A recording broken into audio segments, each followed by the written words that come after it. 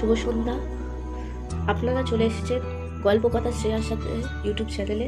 আপনারা শুনছেন ভালোবাসার গোলকধাঁধা। চলো জেনে নেওয়া যাক পরবর্তী পর্ব। হ্যালো গাইস, কেমন আছো? আমার প্রিয় শ্রোতাগণরা কেমন আছো একটু প্লিজ আমাকে বলো। আর এতদিন ভিডিও না আসার জন্য সরি, আমার এক্সামের জন্য আমি ভিডিও দিতে পারিনি। আর আরেকটা কথা, চারিপাশে একটু নয়েজ হতে পারে, কারণ আমি যেখান থেকে ভিডিও করি বা আপলোড করি সেখানে আমি এখন নেই, আমি অন্য জায়গায় আছি। তো প্লিজ এটার জন্য ক্ষমা করে দিও, ঠিক আছে? চলুন গল্প চলে যাওয়া যাক।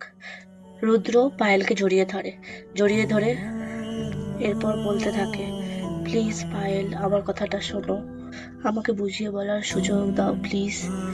পায়েল তার হাত দিয়ে তার বন্ধন থেকে এক ঝটকায় বেরিয়ে আসে, তারপর বলে, আমি তোমার কোনো কথা শুনতে চাই না, চলে যাও এখান থেকে।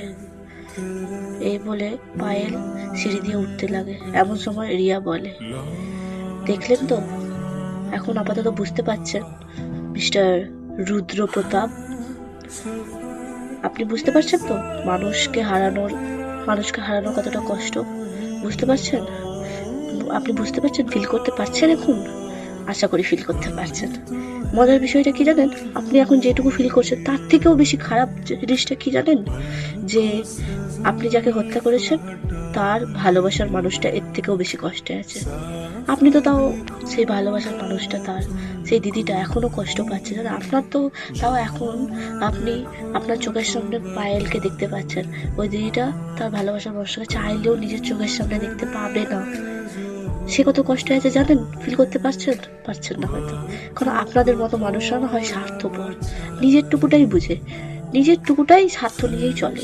নিজের জিনিস ফুরিয়ে গেল, নিজের স্বার্থ ফুরিয়ে গেল, তো আর কিছু দেখে না। আপনি হয়তো পায়েলকে পেয়ে যাবেন, জানি না পায়েল আপনাকে ক্ষমা করেও দেবে হয়তো, কারণ সে খুব আপনাকে ভালোবাসে। কিন্তু সেই দিদিটার পরিস্থিতি জানি না, আমি জানি না, আমি দিদিটার মুখোমুখি দাঁড়াতে পারছি না কষ্টে। দিদিটা বুক ভাঙা হাহাকার, দিদিটা হাহাকার করছে। বুঝতে পারছেন আপনি? আপনি ফিল করতে পারছেন? এখন যদি আপনি ভাবেন তো, পায়েলের যদি কিছু হয়ে যেত, আপনি যদি চোখের সামনে পায়েলকে না দেখতে পেতেন, তাহলে আপনি ফিল করতে পারছেন পায়েলকে হারানোর কষ্টটা? পায়েল তো আপনার শুধুমাত্র সন্ধ্যা থেকে রাত রাত কথা বলেনি, ফোন ধরে, তাতে আপনার এই অবস্থা। তাহলে ভাবেন সেই দিদিটার কতদিন হয়ে গেল, এক সপ্তাহের উপর হয়ে গেল, সেই দিদিটা তার ভালোবাসার মানুষটাকে দেখতে পায় না, গলার আওয়াজ শুনতে পাচ্ছে না। ফিল করতে পারছেন আপনি? পারছেন না হয়তো, কারণ আপনি তো স্বার্থপর। এই বলে পায়েলকে নিয়ে রিয়া সেখান থেকে চলে যেতে লাগে। এমন সময় রুদ্র বলে ওঠে, ক্ষমা করে দাও আমাকে পায়েল, আমি সত্যিই বলছি, আমি আমি সেই ছেলেটাকে মারিনি, আমি সত্যি বলছি। হ্যাঁ, আগে আমি থ্রেট দিয়েছি, করেছি, যে বলেছি তাকে বুঝিয়ে যে তুমি সরে যাও এখান থেকে, আমাদের মধ্যে এসো না, এইসব বিষয়ে করো না, কিন্তু আমি সত্যি বলছি আমি মারিনি এইসব, সত্যি বলছি আমি তাকে খুন করিনি। আমি সেদিন তো কলেজে উপস্থিত ছিলাম না, আমি সত্যি বলছি।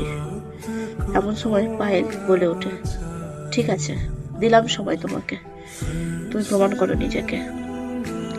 যেদিন তুমি প্রমাণ করতে পারবে তুমি নির্দোষ, তুমি সেই ছেলেটিকে মারোনি, সেদিন আমার সামনে আসবে। তোমার এই মুখ আমি তার আগে দেখতে চাই না। এখন তুমি আসতে পারো, আমার তোমার সাথে কোনো কথা নেই। ফিরিয়ে দিচ্ছ তো আমায়? রুদ্র বলে ওঠে, ফিরিয়ে দিচ্ছ? ঠিক আছে, চলে যাবো আমি সত্যি প্রমাণ করব। যদি না করতে পারি, তোমার সামনে এই মুখটা দেখাবো না। আমি জানি আমি খারাপ, আমি তোমার হয়তো মনের মতো পবিত্র পুরুষ না, কিন্তু আমার ভালোবাসাটা সত্যিই পবিত্র। আমার তোমার প্রতি ভালোবাসায় কোনো খাত নেই, জানো পায়েল? তোমাকে আমি যেভাবে ভালোবাসি সেভাবে আমি আমার মাকে ভালোবাসবো। সত্যি আমি আমি বাবার ভালোবাসা সেরকম করে পাইনি, জানো। আমি বাবার ভালোবাসা কি সেটাই ফিল করিনি কোনোদিনও। আমি আমার মাকে ভালোবেসেছি, আমার মাকে ভালোবেসেছিলাম, আমার মাকে যেভাবে ভালোবেসেছিলাম সেভাবে তোমাকে হয়তো ভালোবাসি। জানো, আমি স্বীকার করছি আমি মানুষকে খুন করেছি, আমি প্রায় 15-20 জনের বেশি মানুষকে খুন করেছি, তার থেকেও বেশি মানুষকে আহত করেছি, কিন্তু যাদেরকে করেছি তারা প্রাপ্য ছিল, জানো তোমরা, তুমি জানো এই এই আইন চোখ বাঁধা আইন, এরা কিচ্ছু করে না। এরা যখন আমার বাবাকে হত্যা করেছিল তখনও কিছু করেনি, আমার মাকে হত্যা করেছিল তখনও কিছু করেনি। আমার উপর আক্রমণ হয়েছিল জানো, আমি তখন শুধুমাত্র 5 বছরের, আমি 5 বছরের একটা শিশু, তার উপর আমার উপর আক্রমণ হয়েছিল, আমার বাড়িতে আক্রমণ হয়েছিল। আমি মামার কাছে যখন ছিলাম তখনও আক্রমণ হয়েছিল আমার উপর।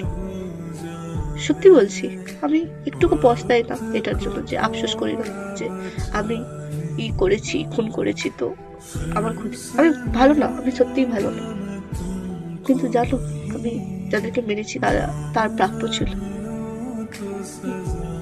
জানি না তোমরা বিশ্বাস করবে কিনা, আমি কাউকে বিশ্বাস করাতে পারবো কিনা, প্রমাণ করতে পারবো কিনা নিজেকে, কিন্তু আমি সত্যি বলছি, তোমাকে পাওয়ার জন্য সমস্তটা প্রমাণ করার চেষ্টা করবো।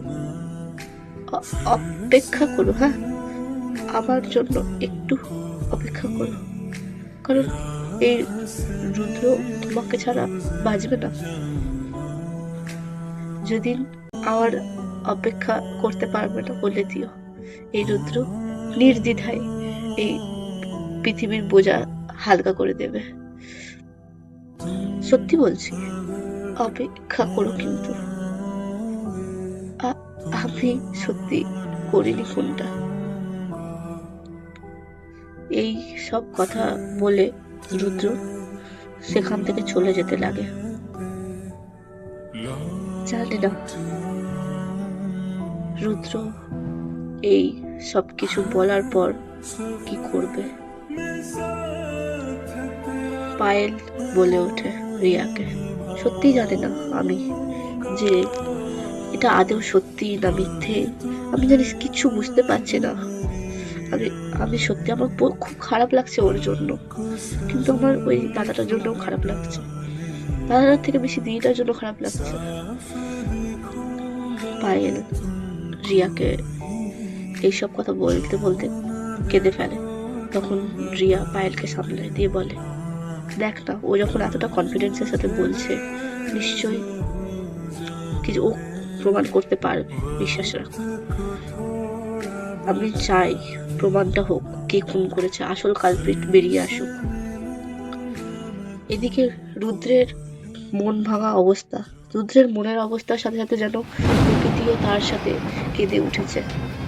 সেই রাত তার মাকে যেদিন হারিয়েছিল সেই দিনও ছিল বৃষ্টি, আর আজকেও যেন প্রকৃতি উথাল হয়ে উঠেছে, চঞ্চল হয়ে উঠেছে রুদ্রের মনের মতো।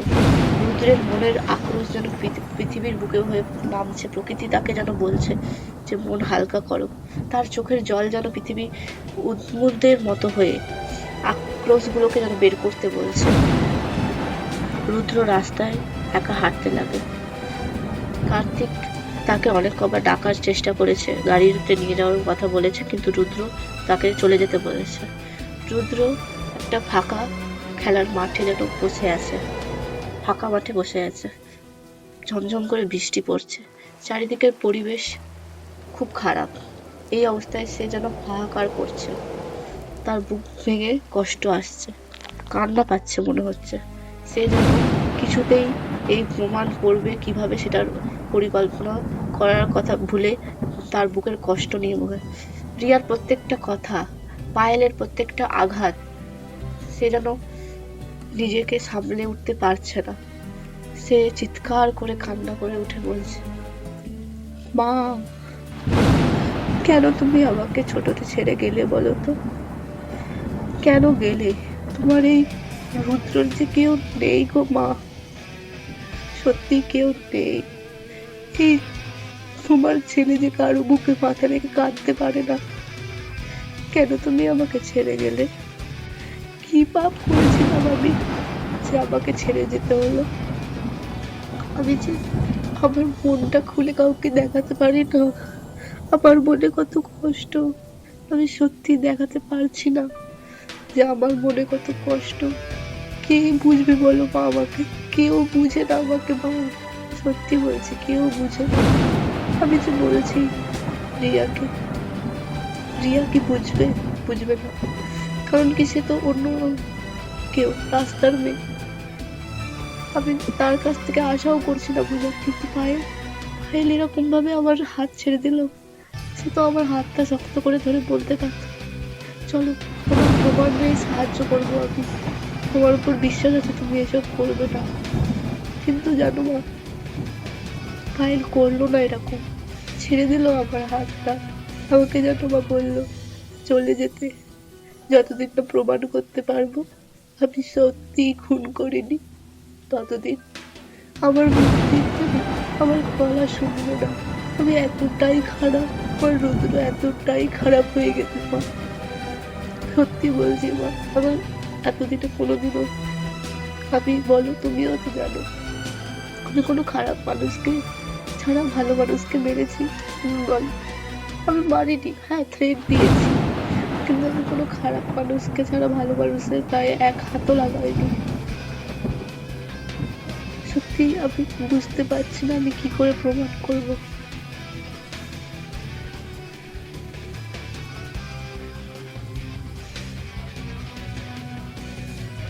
রুদ্রের চোখের জল বৃষ্টির জলের সাথে মিশে যাচ্ছে। প্রকৃতিও যেন বলছে যে রুদ্র তুমি কাঁদো, তোমাকে আড়াল আমরা করব। এইভাবে সে অনেকক্ষণ সেখানে বসে থাকে। এদিকে কারোরই মনের অবস্থা ভালো না, পায়েলেরও না, রিয়ারও না। পায়েল কেঁদেই যাচ্ছে, কিন্তু আফসোস পায়েলের কান্না রুদ্র দেখতে পেল না। রুদ্র ভাবলো তার পায়েল তার হাত ছেড়ে দিয়েছে, কিন্তু আসলে যে তার পায়েলও তার হাত ছাড়েনি। তার পায়েলও যে পারে না তাকে ছেড়ে থাকতে, তার পায়েল যে তাকে বিশ্বাস করে, তার প্রত্যেকটা কথা পায়েল বিশ্বাস করেছে কিন্তু প্রকাশ করেনি। রুদ্র কি সত্যিই বুঝতে পারবে পায়েল যে তাকে সত্যিই ভালোবাসে, তার হাত ছাড়েনি? পায়েল কি পারবে রুদ্রর সত্যিটা প্রমাণ করতে রিয়ার সাহায্যে? আর রুদ্র কি পারবে নিজেকে প্রমাণ করতে? জানতে গেলে থাকতে হবে আমার এই ইউটিউব চ্যানেলে। পর্বটি সম্পূর্ণ শোনার জন্য অসংখ্য ধন্যবাদ। যদি আপনাদের এই পর্বটি ভালো লেগে থাকে তাহলে লাইক করবেন, শেয়ার করবেন, কমেন্ট করবেন এবং সাবস্ক্রাইব করতে ভুলবেন না। আর এর পরবর্তী পর্ব চলে আসবে এই চ্যানেলে, তার জন্য অপেক্ষা করুন। শুভরাত্রি।